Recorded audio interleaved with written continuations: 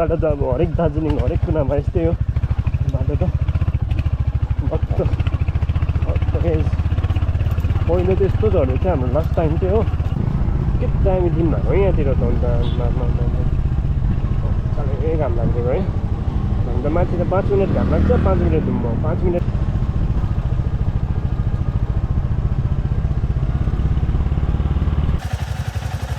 okay alright good morning beautiful people watching this vlog होइन आज चाहिँ नयाँ ब्लग होइन ब्लग नबनाएको त निकै दिन भइसक्यो तर के गर्नु अब यस्तै छ सो आज चाहिँ हामी चाहिँ कता बिजनबारी होइन बिजनबारी जाँदैछ है स्टे ट्युन है को जान्छ के जान्छ अब लेट यु नो हो अहिले फिलहाल त म यहाँ छु झोलामा एकदम रेनकोट झोला उयसहरू चाहिँ बोक्छ रेनकोटहरू चाहिँ बोक्नुपर्छ इट्स म्यान्डेटरी हो किनभने अब दार्जिलिङको वेदर त तपाईँहरूलाई थाहा नै छ सो हेर्दै गर्नुहोस् यो चाहिँ हामी निस्किरहेको घरबाट हो गाउँबाट निस्किरहेको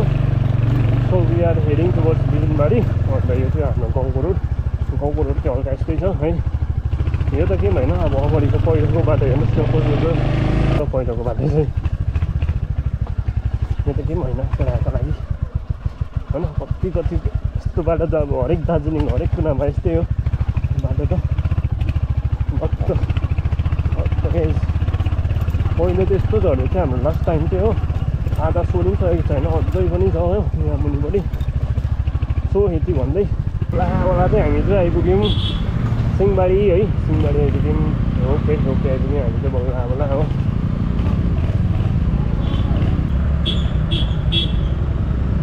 लत्ता गएको अब चाहिँ यहाँबाट चाहिँ हामी टर्न लिने यो जग्गातिर चाहिँ यस्तो लाइक यस्तो ब्लक लागेको छ कि इट्स गुड कि तर अब कोही जग्गा चाहिँ यस्तो खप्पै गएको रहेछ कि अस्ति म झन्डै नै लडेको छु यहाँ कतानिर चाहिँ किनभने यस्तो ब्लग यसरी हेर्दाखेरि चाहिँ एउटै यस्तो देख्दछ कि खप्पै बसेको रहेछ एउटा दुई जग्गा चाहिँ हेर्नुहोस् चाहिँ म अहिले देखाइदिन्छु तपाईँलाई जस्तै यहाँनिर उकालो मोड आउँदाखेरि त देख्दैन हो यहाँनिर त खप्पै बसिँदो रहेछ नि त्यस्तोतिर यहाँ चाहिँ खप जानेको रहेछ नि त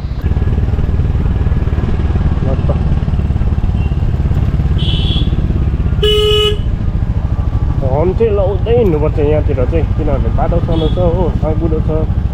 टर्निङहरू सानो छ हो यहाँ डेली कम्युट गर्नेहरूलाई त थाहा छ अब डेली कम्युटरहरूलाई त थाहा छ अब कतिको केमा कुद्नुपर्छ भनेर तर नयाँ हामीहरू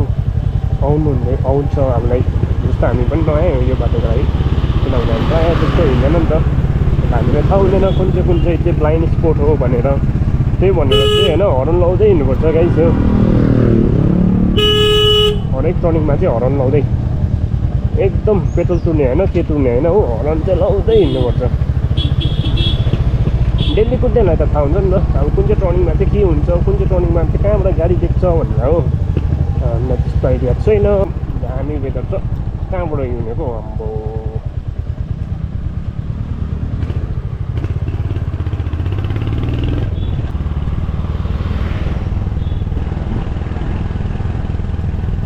अहिले चाहिँ हामी आइपुग्यौँ टपबोर्ड 4th डिभिजन हो अन्त 4th डिभिजन आइपुग्यौँ एक्ज्याक्टली कता हो भन्दाखेरि चाहिँ हाम्रो यहाँ गुरु रिम्पोचेको घर त्यहाँनिर है जय गुरुदेव है गुरु रिम्पोचेको घर चाहिँ उयो हो लुङडोलाको है यहाँनिर हो गुरु रिम्पोचेको घर चाहिँ जय गुरुदेव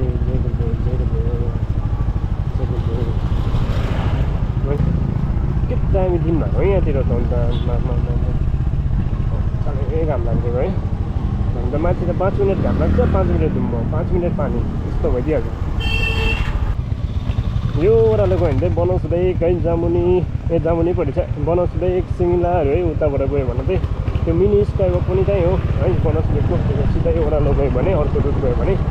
यहाँबाट गयो भने चाहिँ हामी चाहिँ अब चाहिँ जाँदैछौँ बिजनबारी आउँदा गइसकेको छ हामीसँग नि बिजनबारी बजार आइपुग्यो अब चाहिँ यहाँ चाहिँ पेट्रोल पम्प हुनुपर्छ ल त गाइस है फाइनली तेल चाहिँ हाल्नु पाएँ त्यहाँबाट झन्डा पम्प दुखेर मात्रै हो